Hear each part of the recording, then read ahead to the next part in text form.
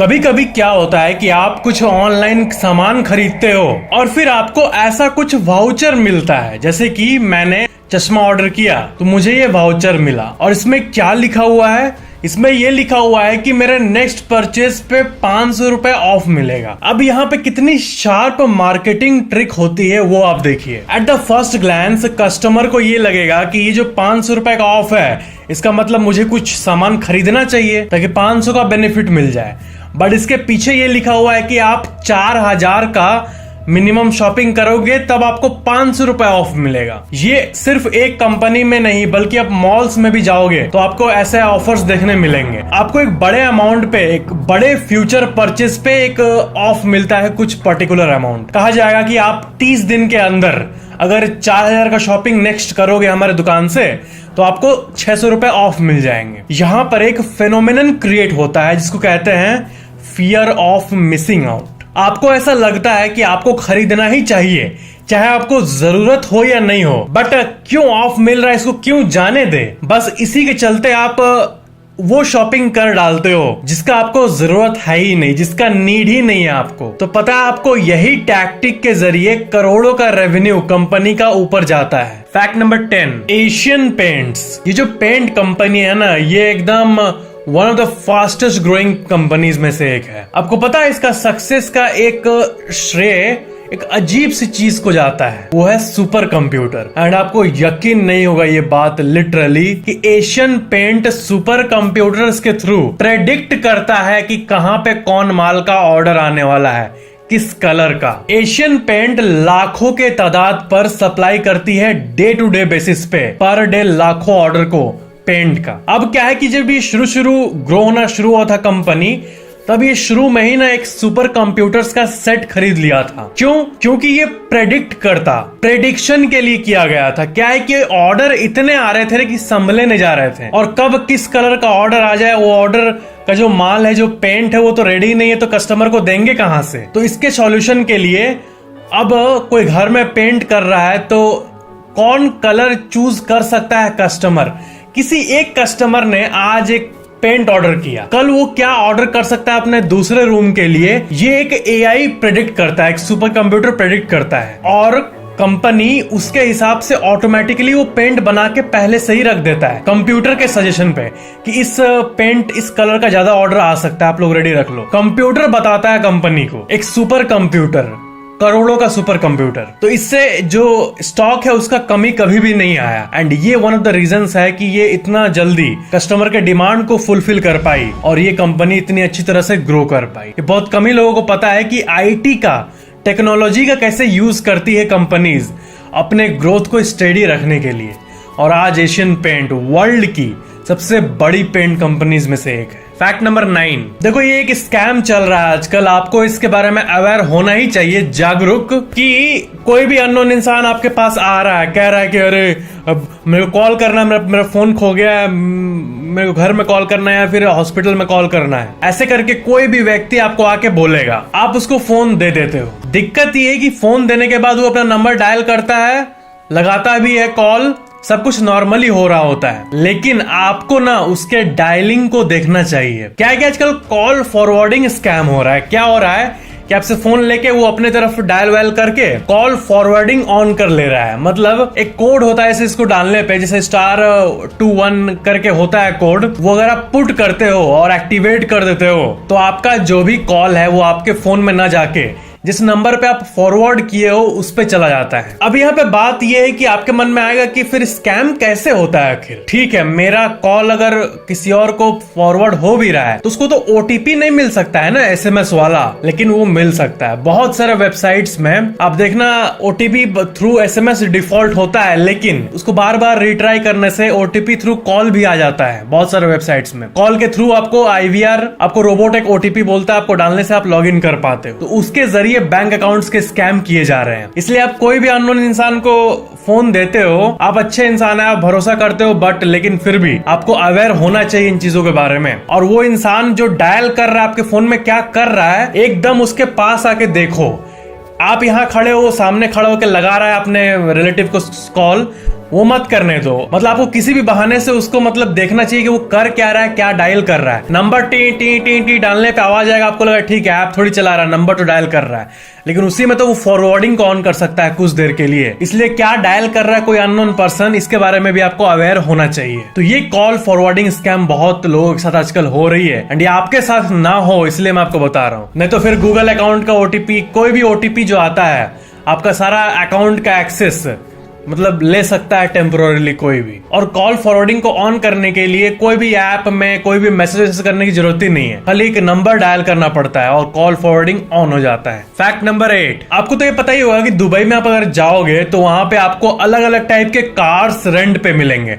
आप Rolls Royce भी 1.5 लाख रुपए पर डे दे के चला सकते हो, और सस्ती गाड़ियां तो कुछ 5-6 हजार पर दिन पे भी आ जाती है। अब बात यह है कि आपको मैंडेटरीली इंटरनेशनल ड्राइविंग परमिट चाहिए होता है। मतलब अगर आपका इंडिया वाला ड्राइविंग लाइसेंस अगर आप लेके जाओगे तो वहां काम नहीं करेगा, आपको अपने नियरेस्ट आरटीओ में जाके इंटरनेशनल ड्राइविंग लाइसेंस के लिए अप्लाई करना होगा। वो लाइसेंस जिसके मदद से आप विदेश में भी गाड़ियों को चला सकते हो, दुबई जैसे जगहों पे। आपके एग्जिस्टिंग लाइसेंस जो है उससे लिंक होके ही वो मिलता है, लेकिन वो चाहिए होता है। अब बहुत लोग सोचते हैं कि अब दुबई जाने का प्लान हो रहा है, घूमेंगे फिरेंगे, कार रेंट पे लेंगे, लेकिन लाइसेंस तो उनका इंडिया वाला है ना।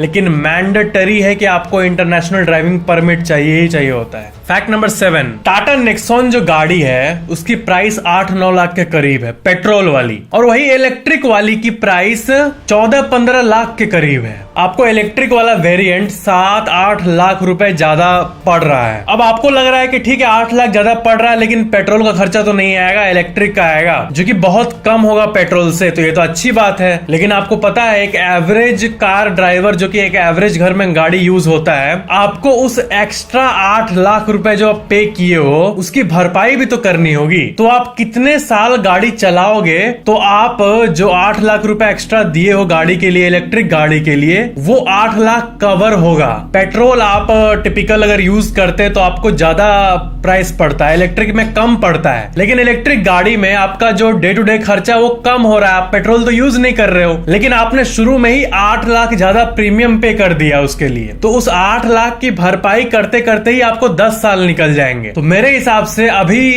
कॉस्ट के मामले में एज अ कंज्यूमर बेनिफिशियल नहीं लगता है इलेक्ट्रिक गाड़ी। प्लस चार्जिंग स्टेशन का भी दिक्कत, आप फ्रीली ड्राइव लॉन्ग ड्राइव पे नहीं जा सकते हैं। चार्जिंग स्टेशन कहाँ है आजकल?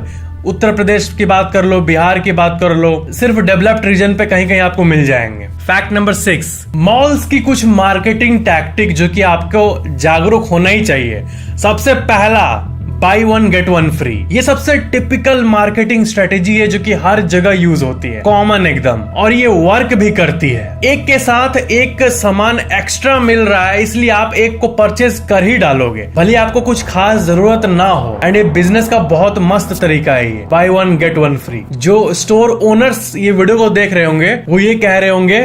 एक और टैक्टिक जो कि यूज होती है वो है शॉपिंग कार्ट्स का जो साइज होता है, वो शॉपिंग कार्ट का जो साइज होता है वो जनरली बहुत बड़ा होता है मेजोरिटी ऑफ द केसेस में, मतलब बड़े मॉल्स में। वो इसलिए ताकि आप अगर एक मैगी अगर डालोगे तो आपको लगेगा कि साला लोग देख रहे हैं, लोग तो इतना भर भर के शॉपिंग कार्ट में अपना सामान रखे हैं, हम खाली एक लेज और मैगी ले जा रहे हैं, चल कुछ और खरीदते हैं, भरते हैं, थोड़ा वट बढ़ाते हैं अपना। एक साइकोलॉजिकल प्रेशर हो जाता है, और शॉपिंग कार्ट में सामान का साइज कार्ट से इतना छोटा होता है, इसलिए आप उसको भरते रहते हो। ये सब साइकोलॉजी पे डिपेंडेंट है, एंड ये वर्क भी करता है, इससे बिजनेस को प्रॉफिट भी होता है। फैक्ट नंबर 5, बुर्ज खलीफा जो कि दुनिया की धरती की सबसे टॉलेस्ट बिल्डिंग है। आपको पता है बहुत लोग के माइंड में ये है कि बुर्ज खलीफा एक होटल है या फिर एक आपका कुछ, मतलब लोग को पता ही नहीं कि क्या है। बहुत लोग कंफ्यूज होंगे जेन्युइनली, मतलब आपको पूछने में अजीब लगेगा, लेकिन आपको मैं बता दूं इसका आंसर पहले से ही कि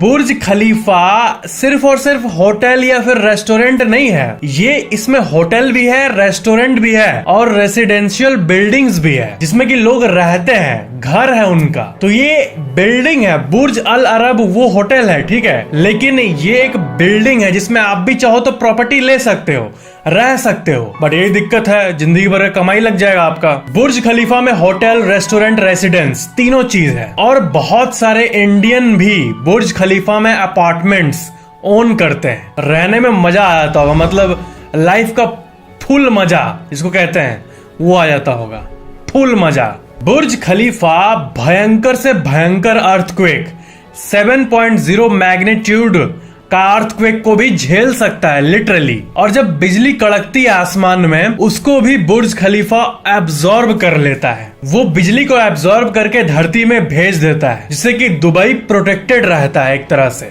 और जानते हो, ये सब जो चीजें हैं ना, ये बहुत ही दिमाग से बनाई जाती है। मतलब एक बड़ा से बड़ा हवा का झोंका जब आता है, तो बुर्ज खलीफा अपने आप को ऐसे टिल्ट भी कर सकता है, ऐसे मुड़ भी सकता है, थोड़ा सा विथ स्टैंड कर सकता है विंड को, हवा को, या फिर किसी भी चीज को। फ्लेक्सिबल बिल्डिंग बनाया गया है। मतलब सोचो, पूरा बिल्डिंग ऐसे स्प्रिंग की तरह मूव कर रहा है, वैसा टाइप का। फैक्ट नंबर 4, आपको एक मैं सजेशन दे रहा हूं एंड मैं चाहूंगा कि आप इसको मानो कि मतलब ये तो आपकी चॉइस है, लेकिन आप मानोगे तो अच्छा रहेगा। क्या है कि अक्सर हम ना मूवीज, वेब सीरीज या फिर कोई शो देख के हम लोग ये सोचते हैं कि अरे ये तो मस्त बिजनेस कर रहा है, मूवी में तो जेट में उतर रहा है, क्या लाइफ है, साला मजा आ जाएगा, ऐसा लाइफ मिल जाएगा तो। एंड इसके लिए आप कुछ ज्यादा ही जोश में आके अलग अलग चीजों को ट्राई करने लगते हो, बिजनेस को ट्राई करने लगते हो उससे मोटिवेट होके। लेकिन पता है, ये क्रिंज काम आपको नहीं करना चाहिए। ये जो web series, movie, TV show से इंस्पायर होके लोग बिजनेस करने लगते हैं, ये तो इतना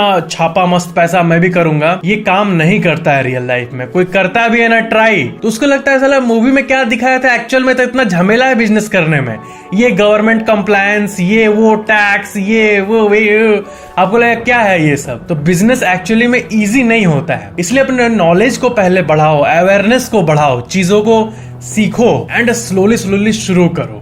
मूवीज को बस एंटरटेनमेंट तक सीमित रखो, वो उसको रियल लाइफ में उतारने की जरूरत नहीं है। मूवी क्या होती है, एक कंटेंट राइटर मूवी को लिखता है, फिर वो प्रोजेक्ट होता है, मूवी पैसा कमाती है, बिजनेस हो गया। अब लोग उस मूवी को दिल पे ले लेते हैं, ये तो अंबानी के ऊपर मूवी है, या फिर ये स्टॉक मार्केट के ऊपर फिल्म है, या फिर ये शार्क टैंक है, इसमें तो इतना मस्त प्रॉफिट कर रहा है, मैं भी यही करूंगा। वैसा नहीं होता भाई, वैसा होता तो हर कोई कर लेता, इतना आसान होता तो सब कोई सक्सेसफुल हो जाता ना।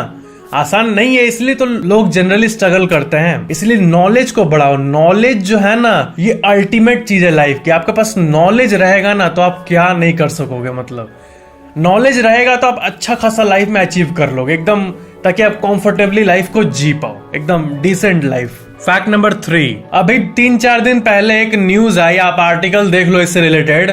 मतलब मुझे समझ नहीं आता लोग ऐसा क्यों करते हैं। मेरे ख्याल से ना पब्लिसिटी के लिए करते होंगे, ताकि थोड़ा मैं फेमस हो जाऊं। एक औरत ने ब्लैंकेट, ओढ़ने वाला ब्लैंकेट से शादी कर लिया। सिर्फ ऐसे नॉर्मल बोली नहीं, बल्कि रीति रिवाज के साथ किस विस करके ब्लैंकेट से शादी कर ली। अब क्या बोलूं मैं, इस पब्लिसिटी के लिए करता है ये सब, और क्या रीजन हो सकता है? न्यूज में आएंगे, हाईलाइट में हो जाएंगे, यही रीजन होगा ये सब चीजों का। क्या क्या करते हैं सब। और लो, न्यूज में आ भी गई, ग्लोबल न्यूज में आ गई है औरत, ब्लैंकेट से शादी। मतलब इसमें कला है या सेंस नहीं बनाता है? मतलब इसमें क्या कला है, सेंस बनाता है ये सब चीज? मैं भी तो इस माइक से शादी कर सकता हूं, हैं?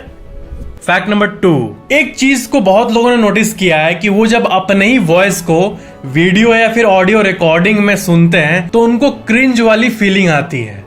अब ऐसा क्यों होता है पता है? क्योंकि आप एक्चुअल में कभी भी 100% अपने वॉइस को कभी भी नहीं सुने हो। आप बोलते हो, आपके कान में जाता है तो वो अलग तरह से होता है, और रिकॉर्डिंग में जो निकलता है वो अलग ही कैप्चर होता है। इसका मतलब जो आपकी बातें रियल में आपके सामने कोई खड़ा है वो सुन रहा है, तो वो अलग परसीव करेगा आपके वॉइस को, और आप अपने वॉइस को सुनोगे तो वो हल्का सा डिफरेंट होगा, और रिकॉर्डिंग में अगर सुनोगे तो वो भी हल्का सा डिफरेंट होगा। Recording, other people listening, me my self listening, ये तीनों चीजें, ये तीनों अलग अलग पिचेस में आपको सुनाई देगा थोड़ा सा, और इस चीज से आप भी रिलेट कर पा रहे होगे। फैक्ट नंबर 1, क्या आपको पता है कि कार का सनरूफ जो होता है वो डेंजरस भी हो सकता है? बहुत जगहों पे तो सनरूफ पे फाइन भी होना शुरू हो गया है। क्या है कि रास्ते में बहुत कोई गाड़ी चलाते चलाते ऐसे बाहर निकल जाते हैं, तो जो बाहर का जो ये होता है एयर, वो सेफ थोड़ी होता है। बहुत सारे लेड, छोटे छोटे लेड के पीसेस, कांच के पीसेस, न जाने क्या क्या उड़ते रहते हैं बाहर के एरिया में। तो जब अगर हाई स्पीड कार में कोई निकलता है और कुछ आके अगर घुस गया, गाड़ी का स्पीड तो बहुत होता है, और कुछ कांच का पीस उड़ रहा होगा या फिर कुछ भी खच करके हाई स्पीड में आके लगेगा, तो गया। तो ये जो है ये चीजों को बहुत कूल दिखाया जा रहा है म्यूजिक वीडियो ये सब में, लेकिन रियल लाइफ में अब इसको बैन किया जाने वाला है। और बहुत जगहों में जैसे कोलकाता में इसकी फाइन्स एक्चुअली में इम्प्लीमेंट हो चुकी है। सनरूफ जो है वो लाइट के लिए होती है ताकि थोड़ा फ्रेश लाइट आ सके आपके कार के अंदर। हाँ, अगर आप कोई म्यूजिक वीडियो शूट कर रहे हो, ऐसा कुछ कर रहे हो तो टेम्पोररीली कर सकते हैं, बट बहुत लोग का आदत होता है कि जब भी निकलेंगे सनरूफ से ऐसे मुंह निकाल के निकलेंगे, तो वो काइंड ऑफ सेफ नहीं है। तो ये थे आज के फैक्ट्स। वीडियो को लाइक जरूर करना, नीचे कमेंट जरूर करना और इस चैनल को सब्सक्राइब करके बेल आइकन पे क्लिक करके ऑल पे जरूर क्लिक कर लेना ताकि नेक्स्ट अमेजिंग फैक्ट वाली वीडियो आपको सबसे पहले मिल जाए। स्क्रीन पे और भी बहुत सारे वीडियोस है, आप इन्हें भी देख सकते हो। Thank you so much for watching this video.